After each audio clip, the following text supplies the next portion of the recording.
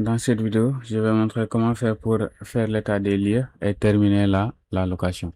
Bon, l'état des lieux, vous pouvez le faire avant et après, hein, après la sortie, c'est-à-dire avant location et après location. Comment ça se fait? C'est-à-dire, c'est ce tableau-là que vous allez cliquer.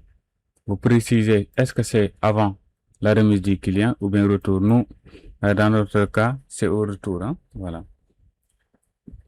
Là, vous pouvez donner note générale. À la récupération, est-ce qu'il est en bon état? Usure normale, endommagé ou manquant. Voilà, vous donnez les justificatifs et le coût.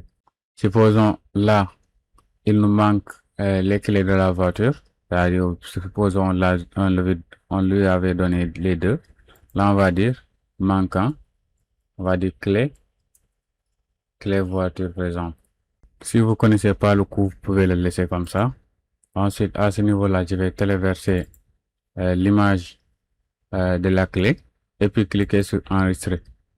Voilà qu'on a l'état des lieux. Et avant de terminer la location, je voudrais vous montrer comment faire pour gérer la caution, pénalité et puis terminer la location. Donc, dans la prochaine vidéo, on va voir comment faire pour gérer les cautions, pénalités et terminer la location.